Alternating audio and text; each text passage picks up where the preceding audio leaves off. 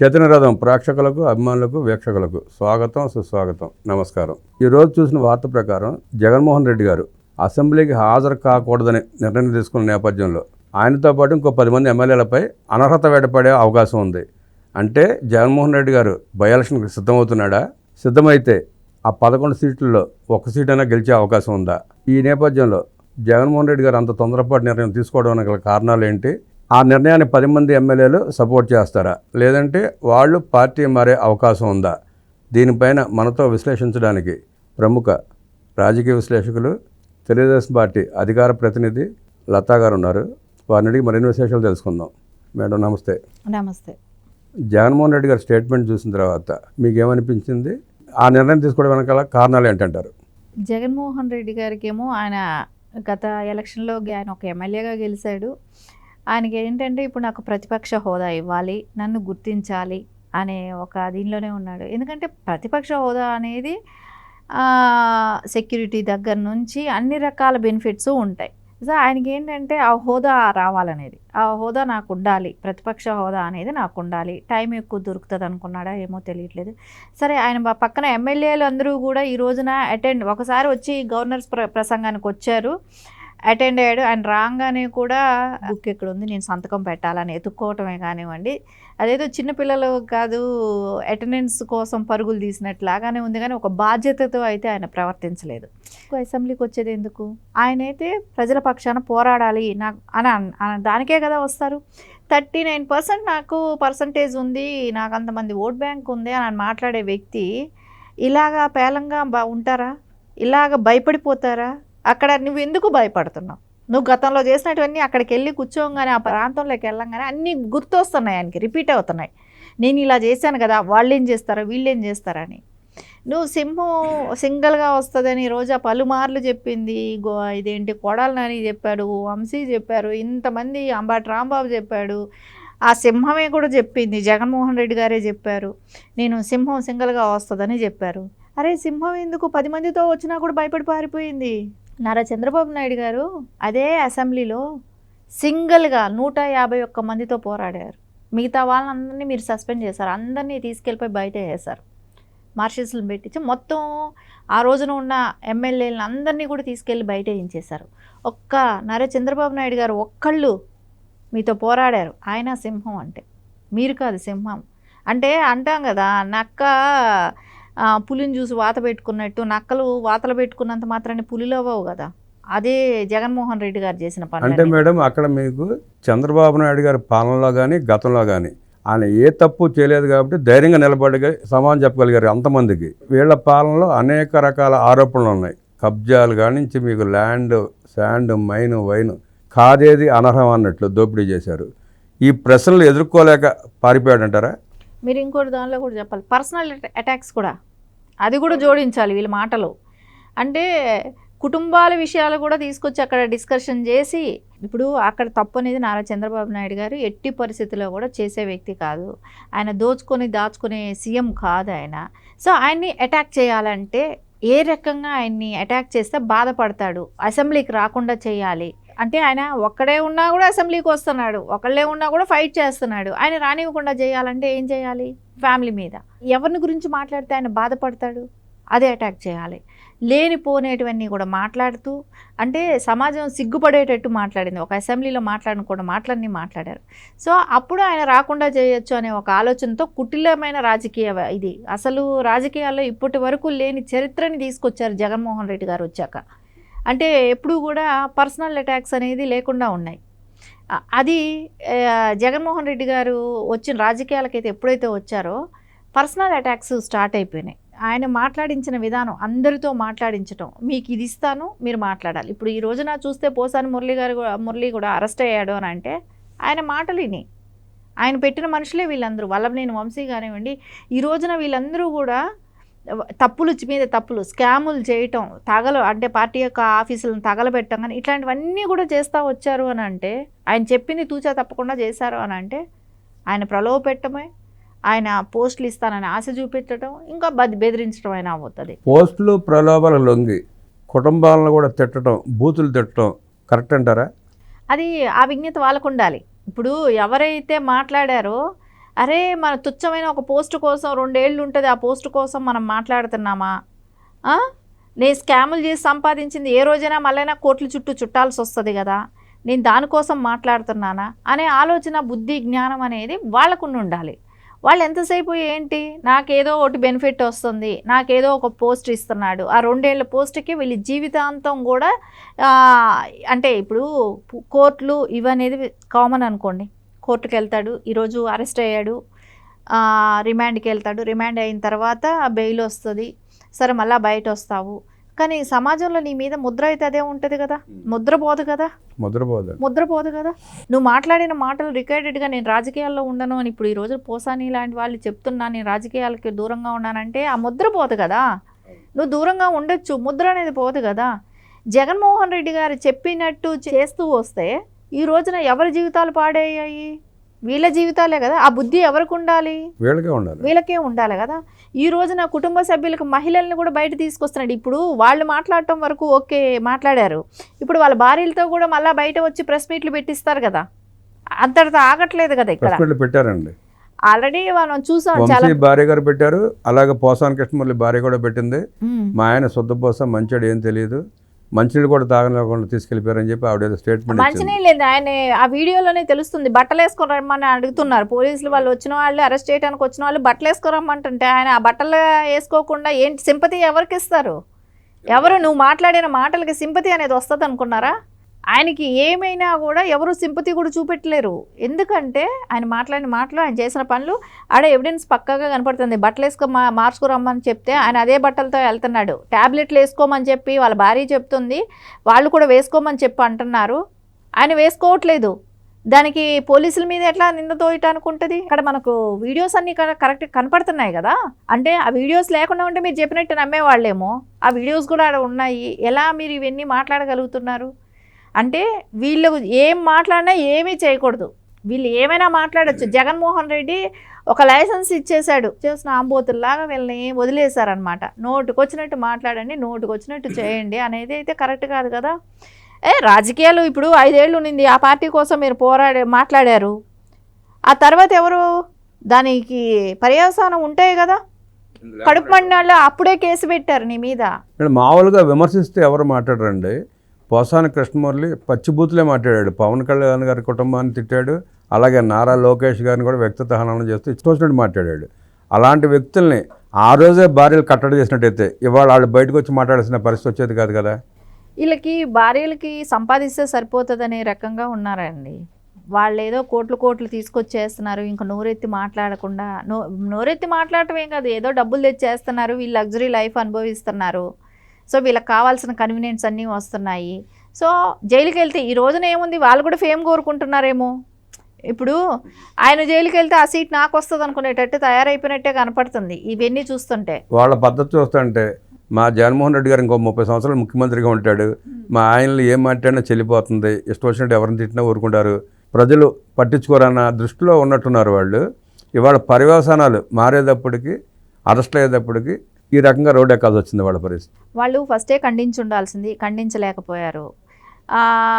ఒక విధంగా చూస్తే వాళ్ళది కూడా తప్పు ఉన్నట్టే కనపడుతుంది. ఎందుకంటే కుటుంబం అనేది ఫస్ట్ ఇలా మాట్లాడటం తప్పు అనేది అయితే కుటుంబ సభ్యులే ఖండించాల్సింది ఉంటుంది. ఇలా మాట్లాడితే దీని పర్యవసానం రేపు పొద్దున ఎలా ఉంటుందో. 30 సంవత్సరాలు ఆయన చెప్తున్నాడేమో సీఎం అని చెప్పి, మీరు అనుకుంటున్నారేమో సీఎం అని, ప్రజలు ఎలా అనుకుంటున్నారు అనేది బయట జనాలకు కొంచెం అవగాహన ఉంటుంది కదా. ఎందుకండి వాళ్ళు ఎక్కడికో చోటుకి వెళ్తుంటారు, తిరుగుతుంటారు, పబ్లిక్ మైండ్ ఎలా ఉంది, వాళ్ళు ఏం మాట్లాడుతున్నారు. ఇప్పుడు ఎంత చుట్టాలు పక్కాలు ఒక ఫంక్షన్స్కి వెళ్తేనే వాళ్ళ గురించి ఎవరెవరు డిస్కషన్ జరుగుతుంది. ఒక చిన్న కుటుంబంలో తగాదా వస్తేనే తప్పొప్పుల గురించి సమాజం చుట్టుపక్కల నలుగురు మాట్లాడతారు. నువ్వు ఇంత ఓపెన్ స్టేట్మెంట్లు మాట్లాడినప్పుడు రాష్ట్రం మొత్తం ఎవరిని గురించి ఏమనుకుంటున్నారనేది ఆ కుటుంబ సభ్యులకు తెలియదా అండి? అన్నీ తెలుస్తాయి కదా. తెలిసి మీరు కూడా ఎంకరేజ్ చేశారు. అవి డబ్బులు వస్తున్నాయి, మా ఆయనకి పోస్ట్ వస్తుందనో, లేకుంటే ఆయనకి ఏమైనా అయితే మళ్ళీ మాకు ఎమ్మెల్యే సీట్లు ఇస్తారనో ఎందుకని ఒప్పుకుంటున్నారా? ఆ క్రేజ్కి అలవాటు పడుతున్నారండి. ఇప్పుడు వాళ్ళే మీడియా ముందుకు వచ్చి వాళ్ళే స్టేట్మెంట్లు ఇస్తున్నారు కదా, అక్రమ అరెస్ట్ అని చెప్పేసి. అక్రమ అరెస్ట్ ఏంటండి? న్యాయం ఉందా మాట్లాడే మాటలకి? ఇప్పుడు వాళ్ళు వచ్చి మాట్లాడే మాటలకి సమాజంలో ఎవరైనా వింటారని ఎలా అనుకుంటున్నారు? ఇప్పుడు అక్రమ అరెస్ట్ అనడానికి ఎవిడెన్స్ పక్కగా కనబడుతుంది. పార్టీ ఆఫీసు ఒక గన్నవరం ఎమ్మెల్యేగా ఉన్న వ్యక్తి, వంశీ లాంటి వ్యక్తి ఆడ పార్టీ ఆఫీస్ తగలబెట్టాల్సిన అవసరం ఎవరికి వస్తుంది? పార్టీ ఆఫీస్ తగలబెట్టడం, అక్కడ కబ్జాలు చేయడం, కాలువల మట్టి తోకుపోవడం, దొంగతనాలు చేయడం. సత్యవర్ధన్ని బెదిరించి అతని దగ్గర స్టేట్మెంట్ ఒకటి ఇప్పించుకొని అతని హైదరాబాద్ వరకు పట్టుకొచ్చి ఆ సీసీ ఫుటేజీ అంతా ఎవరు కల్పిస్తారండి? అది మీరు చేసిందే కదా. అవన్నీ మీరు చేస్తేనే అవి బయట వచ్చాయి. అవే నిన్న ప్రశ్నలు వేస్తే నాకు తెలియదు, నేను మర్చిపోయాను, నా ఫోన్ ఎక్కడుందో తెలియదు, ఇదే సమాధానం అండి. ఆయన వాళ్ళ భార్య దగ్గరే ఉంటుంది కదండి ఫోను. అరెస్ట్ చేసేటప్పుడు ఆవిడే ఉంది కదండి. ఫోన్ పక్కన పెట్టండి, ఫోన్ ఎక్కడ దాచి ఉండొచ్చు. అసలు సత్యవర్ధన్ ఎవరో నాకు తెలియదు అన్న వ్యక్తి 24 గంటలు తన ఇంట్లో ఎట్టబెట్టినాడు అర్థం కాని పరిస్థితి. అంటే ఎవరి ఇంట్లోకి వచ్చినా తెలియదు ఆయనకి. అకౌంట్లోకి డబ్బులు ఎట్టెళ్ళాయండి? అకౌంట్లో డబ్బులు వెళ్ళటం ఒకటి, ఇతరంతా తన ఇంట్లో సత్యవర్ధన్ అనే అతను ఉంటే అతను ఎవరో నాకు తెలియదు, నేను చూడలేదు అంటాం. ఎంత దౌర్భాగ్య పరిస్థితిలో వాళ్ళ మీద ఉంచున్నాడు అర్థమవుతుంది. ఈ రోజున వీళ్ళందరూ నీతులు చెప్తే ప్రెస్ ముందుకు వచ్చి మాట్లాడితే ప్రజలకు తెలియదా అండి? ఎవరు అమాయకులు అనుకుంటున్నారు? వీళ్ళు పిచ్చితనం ఏంటంటే ఒకటే నాకు అనిపిస్తుంది, జగన్మోహన్ రెడ్డి గారు మాట్లాడుతుంటారు కదా బ్లంట్గా, నన్ను ఆచరిస్తున్నారు మా వాళ్ళు, అంటే ప్రజలు వింటున్నారు అనేటట్టు బ్లంట్గా 30 సంవత్సరాలు నేను సీఎంగా ఉంటాను, నేను మీకు అది చేస్తాను, పేదలకి పెత్తనదారులకి ఇట్లాంటి వర్డ్స్ వాడుతుంటాడు కదా. ఇట్లాంటి వర్డ్స్ అంతా కూడా ప్రజలు నమ్ముతున్నారు అని అనుకుంటారు చూడండి. అదే బాపతికి వీళ్ళని కూడా తయారు చేశాడండి. మహిళల్ని వాళ్ళ వైఫ్స్ని కూడా అదేలాగా తయారు చేశాడు. మీరు ఇలా మాట్లాడండి అని స్క్రిప్ట్ ఇచ్చేస్తున్నారు వీళ్ళకి. స్క్రిప్ట్ ఇచ్చేస్తే వీళ్ళు వచ్చేసేసి అక్రమ అరెస్టు అంటే ఇంకా బ్లంట్గా, ఇంకా అక్రమ అరెస్ట్ అనేది ఒక వర్డ్ నేర్చేసుకున్నారండి. అది వచ్చి బ్లంట్గా చెప్పి వెళ్తున్నారు. వీళ్ళు మైకుల ముందుకు వచ్చి అక్రమ అరెస్ట్ అంటున్నారు. జైల్లో ఉన్న వ్యక్తులు పాల్ కానివ్వండి, నందిగం సురేష్ కానివ్వండి, వల్లభనేని వంశీ కానివ్వండి, పిన్నెల రామకృష్ణారెడ్డి కానివ్వండి, 3 పదాలనండి. మాకు తెలియదు, మాకు గుర్తులేదు, మేము మర్చిపోయాం. 3 పదాలు స్క్రిప్ట్ వచ్చినట్టే ప్రతి ఒక్కళ్ళు చెప్పే సమాధానం అదే. ఖచ్చితంగా స్క్రిప్ట్ అండి. ఇప్పుడు అందరూ జైలుకి వెళ్ళే వాళ్ళందరూ అదే సమాధానం. మళ్ళీ వెళ్ళిన వాళ్ళందరినీ ఈయన పరామర్శిస్తాడు. ఈయన వెళ్ళి పరామర్శించి చెప్పొచ్చే సజెషన్స్ ఇవే. సో ఇప్పుడు ఆల్రెడీ వంశీకి ఏంటి 1 అవర్ టైం ఇచ్చారు. ఆ 1 అవర్లో అందరితో ఫోన్లలో మాట్లాడుకున్నాడు. అదే ఫోన్ మాయమైపోయిందని అంటారు. ఎవరు నమ్ముతారు ఈ మాటలు? నమ్మేటట్టు ఉన్నాయా ఈ మాటలు? ఆయన ఫోన్ మాట్లాడుకున్నాడు ముందే, ఫోన్ మాట్లాడుకొని అందరికి ఇంటిమేషన్ ఇచ్చుకున్నాడు, చెప్పుకున్నాడు. తర్వాత ఒక అరగంటకి ఫోన్ మాయమైపోతుందా? అంటే నమ్మేటట్టు ఉన్నాయా ఈ మాటలన్నీ కూడా? ప్రజల్ని ఎందుకు ఇంకా పిచ్చివాళ్ళు చేయాలనుకుంటున్నారు? ఎంత పిచ్చివాళ్ళు మీరు ప్రజలు చేయాలనుకున్నా 11 స్థానాల్లో ఉన్న వాళ్ళు రేపు పొద్దున 1కి కూడా రారు. పులివెందుల ప్రజలు కూడా నమ్మరు. నువ్వు ఈ రోజున ఒక ఎమ్మెల్యే స్థానంలో ఉన్న వ్యక్తి, నువ్వు ప్రజల కోసం ఏం పోరాడుతున్నావు? అరే ఆడ ఇంకొక గంట కూర్చునే ఓపిక లేని వ్యక్తికి 11 నిమిషాలంట, 11 నిమిషాల ఉండటం ఒక అసెంబ్లీకి వెళ్ళి ఆడ కూర్చునే ఓపిక కూడా లేదా నీకు? ఆడ చంద్రబాబు నాయుడు గారు మాట్లాడటం లేదు, పవన్ కళ్యాణ్ గారు మాట్లాడటం లేదు, అక్కడ మాట్లాడుతుంది గవర్నర్ గారు ప్రసంగం కూడా ఏం లేవా? ఆ ఓపిక కూడా లేదా నీలో? ఆ ఓపిక లేనివాడు రాష్ట్రాన్ని ఏం పరిపాలిస్తారు? ఓపిక లేకపోవటం, ఆయన మీద పేపర్లు చింపి విసిరేయటం, ఆయన అవమానపరచడం, ఒక 5 సంవత్సరాలు ముఖ్యమంత్రిగా పనిచేసిన వ్యక్తి అలా ప్రవర్తించడం ప్రజలంతా యావగించుకుంటున్నారు. ఇప్పుడు ఎలా వస్తుంది ఆయనకి? ఆయన పెట్టిన రూల్సే కదా. గతంలో ఏమన్నాడు? 23 సీట్లలో నేను ఇంకో 5 తీసేస్తాను, నీ ప్రతిపక్ష హోదా లేకుండా చేస్తాను అని తెలుగుదేశం పార్టీని నారా చంద్రబాబు నాయుడు గారిని అన్నారా? ఆ మాట అన్నది నువ్వే కదా. అసెంబ్లీ సాక్షిగా ప్రకటించారు. అన్నిటికీ ప్రతిదానికి 23 బాగా కలిసి వచ్చింది 23 అని మాట్లాడారు. ఈరోజు 11 అని ఎవరు మాట్లాడినా, ఎక్కడ మాట్లాడినా ఎందుకు మీకు తగులుతుంది? ఆ 11 మందిలో కూడా లేరే మీ పక్కన. కొంతమంది కండువా వేసుకోలేదంట. సో అది కూడా వాళ్ళకి డౌట్ అంట. 11 మందిలో కూడా మన పక్కన కన్ఫామ్గా లేరు అనేది. ఇంకొకటి, వాళ్ళు ఈయన చెప్పి అసెంబ్లీకి రావద్దు అని చెప్పినా నేను అనుకుంటాను ఈ సెక్షన్స్ ఏమైనా వింటారేమో, నెక్స్ట్ సెక్షన్స్కి వాళ్ళందరూ అటెండ్ అవుతారు. ఎందుకంటే అండి మళ్ళీ బై ఎలక్షన్ వస్తే గెలిచే అవకాశం లేదు. ఈ ఉన్న 5 ఏళ్ళు ఒక ఎమ్మెల్యేగా వాళ్ళు పేరు తెచ్చుకోవాలని చూస్తారు. లోకల్లో నెక్స్ట్ ఏదైనా పని చేస్తే పేరు తెచ్చుకుంటే మళ్ళీ నెక్స్ట్ మనం పోటీ చేయగలం అనుకుంటారు. ఇప్పుడు వెళ్తే మళ్ళీ ఏముంది, ఆ ఎమ్మెల్యేకి పదవి కూడా పోతుంది, ఎవరు గెలిచే అవకాశాలు లేవు. ఆ సాహసం అయితే చేయరు. జగన్మోహన్ రెడ్డి గారు అలాంటి కండిషన్ పెడితే ఎవరికి వాళ్ళు చల్లగా మొత్తం జారుకుంటారు. జగన్మోహన్ రెడ్డి గారు ఒక్కళ్ళే నిలబడతారు. ఒకవేళ బై ఎలక్షన్ వస్తే 11లో 11 కూటమికి వచ్చే అవకాశం ఉందంటారా? ఖచ్చితంగా వాళ్ళు బై ఎలక్షన్స్ వచ్చే వరకు కూడా వాళ్ళు ఉంచుకోకుండా వాళ్ళు ఇప్పుడే పార్టీలు మారిపోతారు. ఇప్పుడే వేరే పార్టీలకి జంప్ అయిపోతారు. వేరే పార్టీలకు వెళ్ళిపోయి వాళ్ళు అసెంబ్లీకి అటెండ్ అవుతూ ఉంటారు. వాళ్ళు మళ్ళీ ఇప్పుడు బై ఎలక్షన్స్కి వైసీపీ తరపున పోటీ చేస్తే గెలిచే అవకాశాలు లేవు కదా. ఓడిపోతా ఉంది సహజంగా ఎవరు వెళ్ళరు. ఎవరు వెళ్ళరు కదా. సో ఇప్పుడు ఏమని వెళ్తారు? సో ఇప్పుడు 50-50 ఛాన్సులు కూడా లేవు అక్కడ. ఒకవేళ వెళ్తే గెలుస్తాం అనుకోవటానికి ఖర్చులు పెట్టుకుంటారా? మీరు అన్నట్టు 50-50 ఛాన్స్ ఉంటే ఒక్క పులివెందులో మాత్రమే ఉంటుంది, మిగతా ఏ స్థానానికి కూడా అవకాశం లేదండి. వేరే ఎక్కడా కూడా లేదు. సో ఎవరు కూడా ఈయన మాట విని ఈయన ఆ కండిషన్ కానీ పెడితే పార్టీని వదిలిపోయే వాళ్ళు మొత్తం మిగతా 10 మంది కూడా వెళ్ళిపోతారు. ఆ ఎమ్మెల్యే అని పక్కన పెట్టుకునే ట్యాగ్ కూడా మనల్ని పీకేస్తున్నాడు. 5 ఏళ్ళు ఉండేది ఇంకో 4.5 సంవత్సరం మనకు అది ఉంటుంది కదా, అవకాశం ఉంటుంది కదా. ఆ 4.5 సంవత్సరం కూడా ఉంచకుండా పీకేస్తాడు మనకు ఎందుకు అనే ఆలోచనలో ఆ ఎమ్మెల్యేలు కూడా డెసిషన్ తీసుకుంటారు. మొన్న దర్శి నుంచి ఒక వార్త వచ్చిందండి. బూచేపల్లి శివప్రసాద్ రెడ్డి వైఎస్ఆర్సీపీ ఎమ్మెల్యే, గొట్టిపాటి లక్ష్మి గారు, ఆమె ఓడిపోయారు. 2000 ఓట్ల మెజార్టీతో తక్కువతో ఓడిపోయారు. ఆవిడ విస్తృతంగా పర్యటిస్తూ అభివృద్ధి కార్యక్రమాలు అనేకం చేస్తుంది. ఆవిడ అక్కడ గెలిచిన ఎమ్మెల్యే ఎంతవరకు ఆ కాన్స్టిట్యున్సీకి వచ్చిన పాపాన పోలేదు, ఒక పని చేసిన పాపాన పోలా. ప్రజలంతా అసహించుకుంటున్నారు, వాళ్ళని వైసీపీ ఎమ్మెల్యే అసహించుకుంటున్నారు. ఈవిడికి బ్రహ్మరథం పడుతున్నారు, ఎందుకు ఓడించామని మదన పడుతున్నారు అదే నియోజకవర్గ ప్రజలు. ఈ నేపథ్యంలో మీరు అన్నట్టు ఆ 11 సీట్లలో 10 సీట్లు అయితే కన్ఫామ్గా కూటమి ఖాతాలో పడతాయి. ఆ పులివెందులు కూడా 50-50 ఛాన్స్ మాత్రమే ఉంది. జగన్ రెడ్డి కూడా అక్కడ గెలుస్తాడని నమ్మకం అయితే లేదు. కాకపోతే ఏదో సింపతి గెయిన్ చేద్దామన్న ఉద్దేశంతో అతను ఉన్నట్టున్నాడు. అది కూడా అవకాశం లేకుండా పోతుంది. ఎందుకంటే గతంతో పోల్చుకుంటే తగ్గింది, మెజారిటీ తగ్గింది ఒకటి. ఇంకోటి ఏంటంటే అక్కడ ప్రజలు ఆయనకి వెళ్ళి విన్నవించుకుంటా ఉంటే ఏదైనా పెండింగ్ బిల్స్ కానీ ఏదైనా విన్నవించుకుంటా ఉంటే వాళ్ళకి సరైన రెస్పాన్స్ ఇవ్వకుండా ఆయన వాళ్ళని విసుక్కునేటట్టు అయిపోయింది. అరే అధికారంలో ఉన్నప్పుడే నన్ను లీడరు, ఓడిపోయినప్పుడు కూడా వాళ్ళ బాగోగులు వినటం అట్లీస్ట్ నువ్వు చేస్తావో చేయవో అనవసరం అనుకున్నా వినే ఓపికైనా ఉండాలి కదా. ఫస్ట్ వాళ్ళ బాధలేంటో వినాలి కదా. నువ్వు ఒక సజెషన్ ఇస్తావనే కదా వాళ్ళు మీ దగ్గర వచ్చారు. మీరు సజెషన్ ఇవ్వటానికే కానీ వినటానికే కానీ మీకు ఓపిక లేకపోతే వాళ్ళు ఎవరికి చెప్పుకుంటారు? నిన్ను నమ్మి ఓటేసినప్పుడు వాళ్ళ బాధలను వినాలి కదా. అది కూడా ఇప్పుడు వాళ్ళకు ఓపెన్గా అర్థమవుతుంది. సో అంటే ఆయన ఒక ఎమ్మెల్యేగా ఉంటేనే మనం ఆయన దగ్గరికి వెళ్ళగలుగుతాం, చెప్పగలుగుతాం. సో నార్మల్గా ఆయన ఓడిపోయాడంటే మనల్ని పట్టించుకోడు అనే ఆలోచన వాళ్ళ పులివెందుల ప్రజలకు కూడా వచ్చింది కదా. తిరగబడ్డారు, చైర్లు ఇసిరేశారు, అద్దాలు పగలగొట్టారు, అది కూడా జరిగిందండి అక్కడ. అదే వాళ్ళ మాటలు వినటానికి ఆయనకి నిరుత్సాహంగా ఉండటం, ఎవరిని రానివ్వద్దండి నా దాకా అని చెప్పటం, అవన్నీ వాళ్ళకి బాధేశాయి. అందుకే కిటికీ అద్దాలు కానివ్వండి ఇలాంటివన్నీ పగలగొట్టడం కానీ జరిగాయి.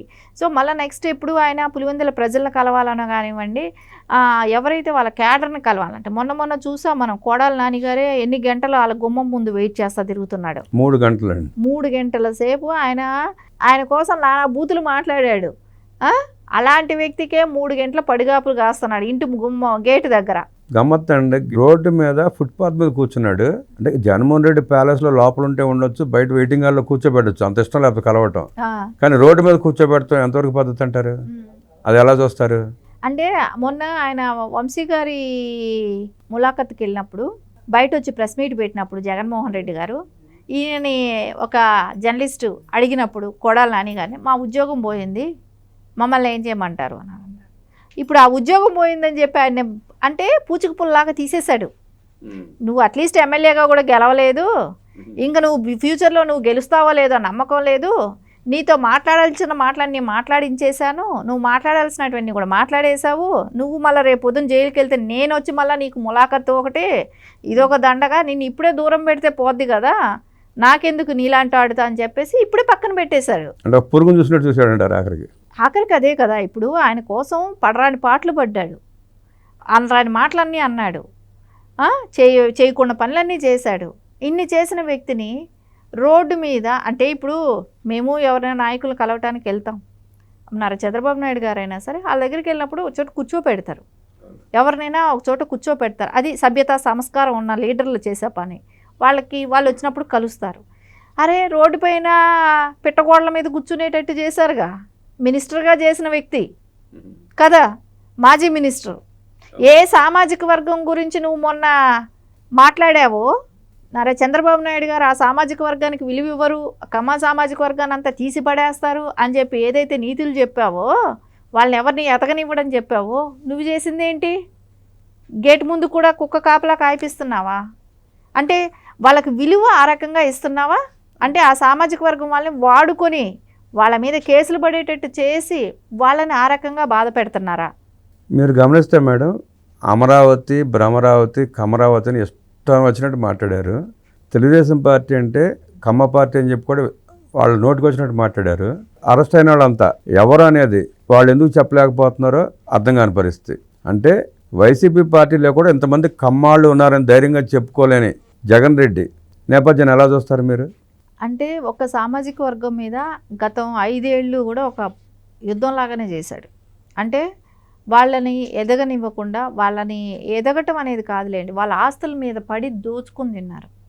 సో వాళ్ళు అక్కడి నుంచి పారిపోయి ఎక్కడైనా వెళ్ళి బతకాలి అనే ఒక నిర్ణయానికి వచ్చేసారు. అలా అంటే అప్పటి వరకు ఎవరి పనులు వాళ్ళు చేసుకొని బతుకుతూ ఉన్నారు ఆ సామాజిక వర్గం అంతా కూడా. తర్వాత ఏమైంది, ఒక యూనిటీ అనేది చేశాడు. అది జగన్మోహన్ రెడ్డి గారి మూలానే వచ్చిందనేది ఏ కమ్మ సంఘాల్లో వెళ్ళి మీటింగ్ విన్నా వాళ్ళు అంటే వాళ్ళకి రాజకీయాలకు సంబంధం లేని వ్యక్తులు కూడా డిస్కషన్ చేసుకున్నారు. ఎందుకంటే అప్పటి వరకు కూడా ఎవరి పనులలో వాళ్ళు బిజీ ఉన్నారు. కానీ ఎక్కువ కమ్మ సంఘాలు ఎక్కువ ఏర్పడ్డాయి, ఈ గెట్ టుగెదర్లు ఎక్కువ ఏర్పడ్డాయి. ఇతని మూలానే ఆ రకమైన పరిస్థితి తీసుకొచ్చాడు. అంటే అందరినీ కూడా చాలా ఇబ్బంది పెట్టాడు. మొన్న ఏమంటాడు, మళ్ళీ సింపతి వాళ్ళ మీద చూపెడుతున్నట్టు యాక్ట్ చేస్తున్నాడు. సరే, ఇప్పుడు ఏ పార్టీ వచ్చి ఏం చేసినా కూడా కమ్మ సామాజిక వర్గానికి ఒరిగేది ఏమీ లేదు. ఎవరి కష్టం వాళ్ళే చేసుకుంటున్నారు, ఎవరి పనులు వాళ్ళే చేసుకొని బతుకుతున్నారు. కానీ ఇక్కడ ఏంటంటే ఒక బూచిలాగా చూపిస్తున్నాడు. అంటే ఒక ముద్ర వేసే ప్రయత్నం చేశాడండి. అంతే, ఖచ్చితంగా ఒక ముద్ర వేసే ప్రయత్నం చేశారు. ఇక్కడ వాళ్ళకి ఎదగగలిగే సత్తా ఉన్న వాళ్ళు వాళ్ళ పనులు వాళ్ళు చేసుకొని బతకగలుగుతారు. కానీ ఇక్కడ ఏంటంటే ఒక పార్టీకి ఆపాదించడం, ఒక పార్టీ కోసం ఇది చేయటం అనేది కరెక్ట్ కాదు. ఇప్పుడు గతంలో తీసుకుంటే కాంగ్రెస్లో ఎంతోమంది ఉన్నారు, ఇప్పుడు బీజేపీలో కూడా ఉన్నారు. పురంధేశ్వరి గారు లేరా? ఇప్పుడు తన పార్టీలో కూడా బోల్డ్ మంది ఉన్నారు కదండి. వైసీపీలో కూడా బోల్డ్ మంది ఉన్నారు కదా, అదే సామాజిక వర్గం వాళ్ళు. అదే సామాజిక వర్గం వాళ్ళు ఉన్నారు. కానీ వాళ్ళు ఏ రకంగా వాడుతున్నాడు, ఈ రోజున జైలుకి వెళ్ళేది అందరూ కూడా వాళ్ళే అవుతున్నారు కదా. వాళ్ళతో అనకూడని మాటలు, చేయకూడని పనులన్నీ చేయించి ఈ రోజున ఎవరిని నువ్వు అదే సామాజిక వర్గం వాళ్ళని ఇబ్బంది పెట్టిస్తున్నావు కదా. నీ మూలానే కదా వాళ్ళందరూ ఈరోజు జైలుకి వెళ్ళారు. అంటే ఇవన్నీ కూడా ఏంటంటే ఆయన అవసరానికి ఏదైనా మాట్లాడతాడు, ఏమైనా చేస్తాడు. సో ఇకనైనా కూడా ఆ పార్టీలో ఉన్న లీడర్స్ ఎవరైనా ఉన్నారో వాళ్ళు గ్రహించాలి. ఇది గ్రహించారనుకోండి రేపొద్దున వాళ్ళకి భవిష్యత్తు బాగుంటుంది. నోటుకు వచ్చినట్టు అధికారం ఉంది కదా, 30 ఏళ్ళు నేనే సీఎం అని వాళ్ళందరినీ మభ్యపెట్టాడు. ఆ మభ్యపెట్టిన దాని పర్యవసానమే ఈ రోజున వాళ్ళందరూ పడుతున్న బాధలు కూడా. ఏ రాజకీయ పార్టీ అయినా తమ రాజకీయ కార్యకలాపాలతోనో అభివృద్ధి కార్యక్రమాలతోనో సిద్ధాంతాలతోనో ముందుకు వెళ్ళాలి. అలా వెళ్ళే ఏకైక పార్టీ తెలుగుదేశం పార్టీ. జగన్మోహన్ రెడ్డి కుల ప్రాంత మత చీరికలు తీసుకొచ్చి రాజకీయ పబ్బం గడుపుకుందాం అనుకున్నాడు. అదేదో ఒక్కసారి సక్సెస్ అయింది, ప్రతిసారి అలా జరిగే అవకాశం కనబడట్లేదు అతనికి. దీన్ని మీరు సమర్థిస్తారా? అంటే కులాలు మతాలు చిచ్చు పెట్టడం అనేది వెనతో పెట్టిన విద్యే వైసీపీ వాళ్ళకి.